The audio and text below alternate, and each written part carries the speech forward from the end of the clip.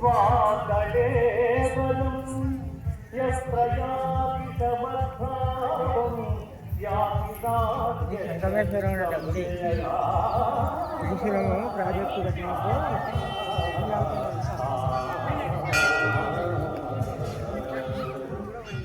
ఎవరు అంతకాలం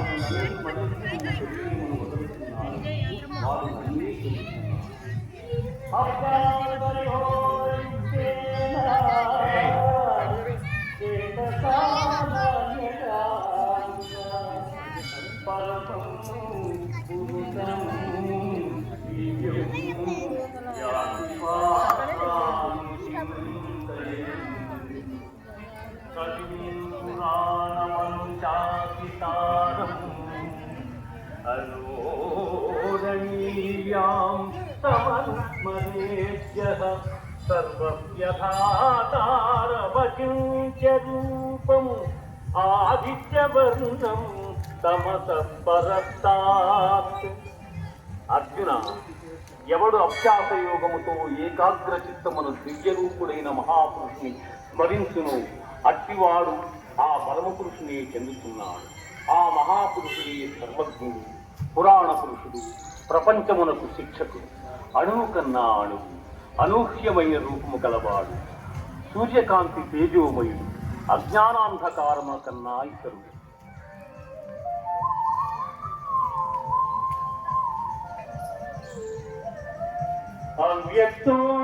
అవ్యక్తోక్షరయుక్తగా సమాహు పరమాంగతిం యం ప్రాప్య న నివర్తంతే తద్ధామ పరమం మమ.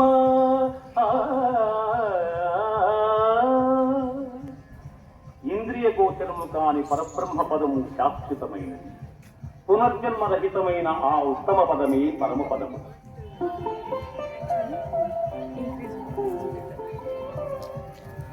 శుక్లకృష్ణే గతీయతే జగతస్యాస్వతీమతే ఏకయాయార్జనావృత్తిం అన్యయా వర్తతే పునః. జగత్తునందు శుక్లకృష్ణములనిది రెండు మార్గములు నిత్యములుగానున్నవి. అందు మొదటి మార్గము వలన జన్మరాహిత్యము, రెండవ దాని వలన పునర్జన్మము కలుగుతున్నది. వేదేషు యజ్ఞేషు తపస్సు చైవ దానేషు యత్పుణ్యఫలం ప్రతిష్టం అస్యేతి తత్సర్వమిదం విదిత్వా యోగీ పరం స్థానముపైతి చాద్యం.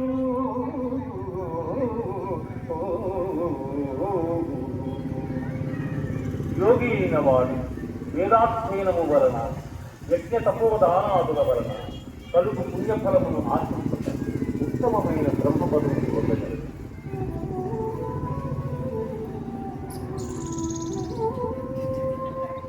సర్వభూతాని కౌంతేయ ప్రకృతిం శాంతిమామికాం కల్పక్షయే పునఃస్థామి కల్పాదం విసృజామ్యజం.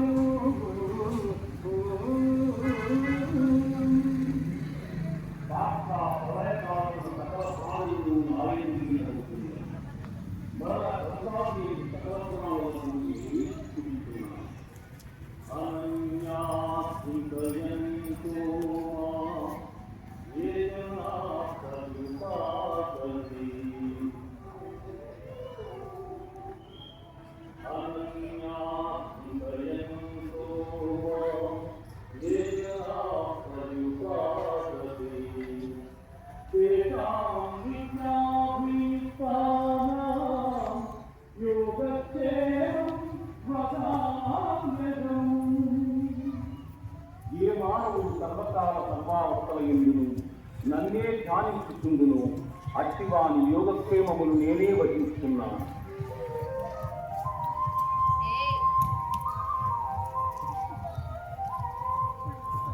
పత్రం పుష్పం ఫలం తోయం యో మే భక్త్యా ప్రయచ్చతి తదహం భక్త్యుపహృతం అస్నామి ప్రియతాత్మనః. ఎవడు భక్తితో నాకు పత్రమైనను పుష్పమైనను ఫలమైనను ఉదకమైనను ఫలాపేక్షరహితముగా సమర్పించుతున్నాడు, అట్టివానిని నేను ప్రీతితో స్వీకరిస్తున్నాను.